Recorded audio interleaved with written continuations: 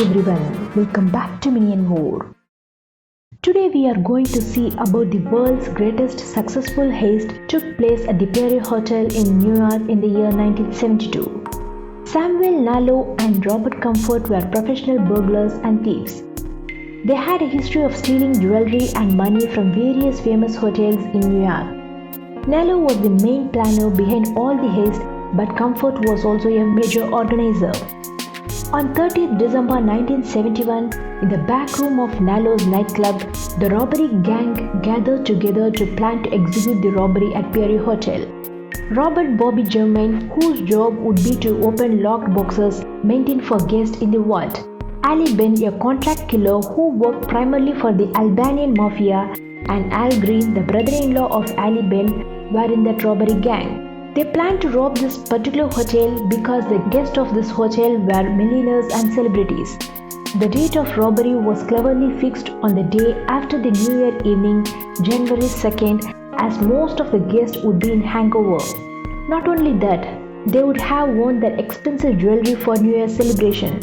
As the banks would be closed for New Year, the guest jewelry would be kept in safety deposit boxes in the hotel. Before that, they need to know all the details about the hotel. So Samuel and Bobby went through all the newspapers learning about the socialites of New York. Next thing was to know about the hotel. So Samuel and Bobby booked the hotel room under fake name using stolen credit card. By checking into the hotel, they could explore the hotel in plain sight, learning about staff habits, employees' behavior, guest tendencies, and their works. That they discovered hotel clerk unlocks the locker containing the safety boxes around 4 a.m. to perform the audit. So they planned to breach into the hotel around 4 a.m. On January 2nd, 1972, the robbers arrived at the PIERRE Hotel in disguise at 3:50 a.m. They parked their car outside the hotel and approached the security guard who was standing behind the locked revolving doors.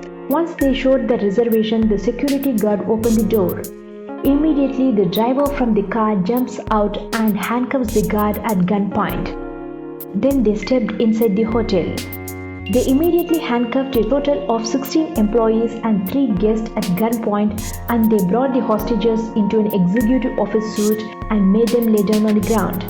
Apparently, they ran out of handcuffs, so they used tapes to tie the couple of hostages. Then the 2 members of robbery gang went to open the safety boxes, where others kept their eye on the hostages. The robbers also planned what to do if the other guests from the rooms called the front desk. As they already expected, one of the guests called the front desk to complain he had been waiting for the lift for 15 minutes. The robber who handling the phone informed the guest the lift operator was indisposed. Then the 2 of the robbers went up to the guest room to take him as hostage so as to avoid the confusion. But the guest was with his wife and mother-in-law, so they took all the 3 as hostages. They checked the names of socialites mentioned in the newspaper and the names mentioned in the guest index card kept in the hotel and found out which safety deposit boxes would have the most cash and jewelry, including $750,000 Harry Winston's diamond necklace, which belonged to Baroness von Langendorf. Actually, one box had $50,000 and the other box had $3 million worth of $500 bills.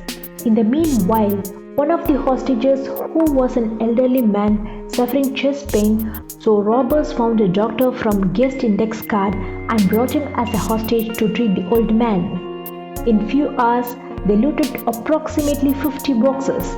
The robbers made sure to leave by 6:45 a.m. before the PIERRE's day shift began at 7 a.m.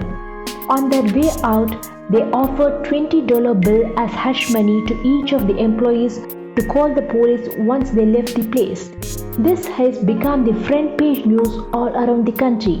In the following days of heist, the robbers were started to get rid of the evidence and attempted to liquidate the cash and jewelry. Police found no evidence and no fingerprints at the hotel. When the investigators interviewed the witnesses who already got $20 as hush money, were misidentified the robbers. Von Langendorf's necklace ended up in the hands of Detroit mobster who was a FBI informant.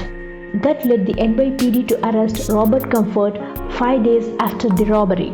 Nallo was pinched a day after that.